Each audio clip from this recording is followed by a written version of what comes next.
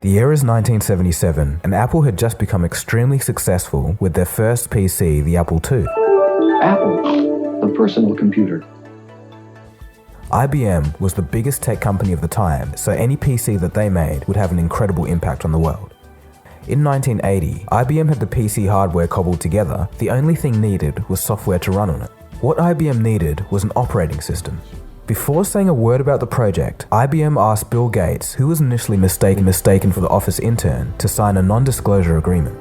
Bill Gates had to keep IBM's plan a secret, and he couldn't tell a single soul. When IBM told Gates what they were doing, he remarked that Microsoft didn't have an operating system. Gary was a meek and mild-mannered man, but despite being unassuming, he had already paved the way for operating systems and personal computers. In 1971, Kildall had made a programming language for Intel's first CPU, the 4004. But he quickly realized that there had to be a way to control how the chip interacted with the rest of the computer system.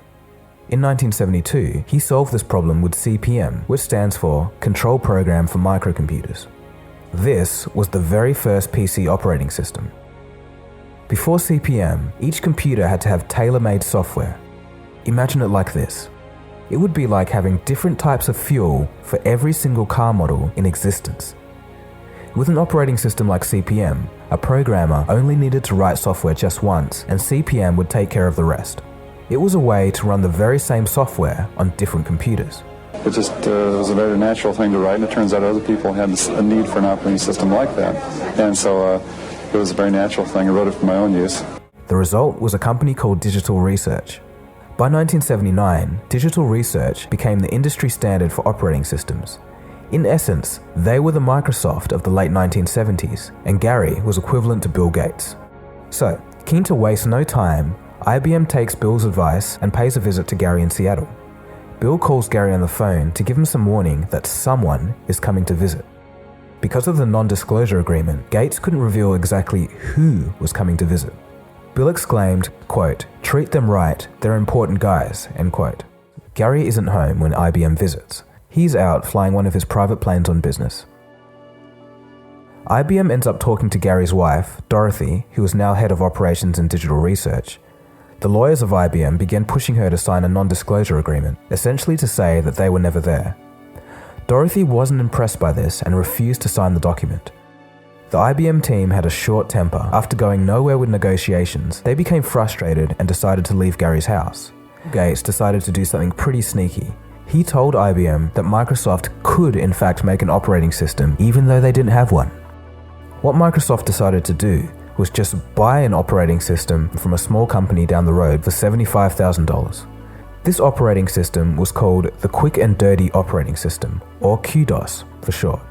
If you think that that's a bit of a weird name, there's a reason for it. The code used for this software was essentially a rip-off of CPM, the operating system that Gary had made. So with this rip-off of CPM, Microsoft now had their hands on a functioning operating system.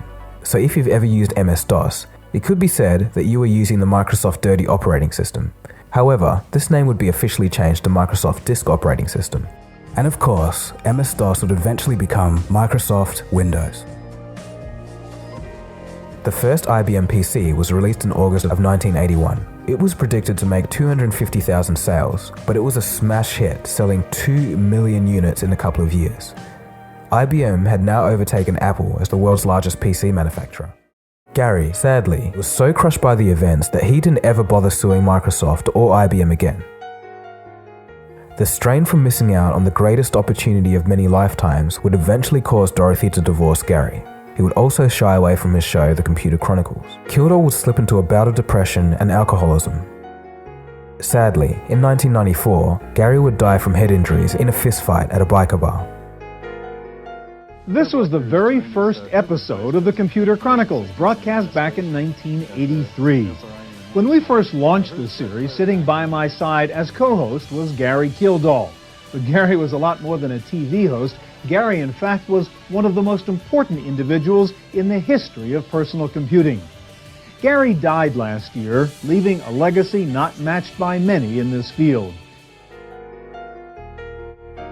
Today, Gary, the man who invented the operating system for personal computers, is only a faint footnote in technology history, so I think that it's important that we keep his contribution to the evolution of computing alive.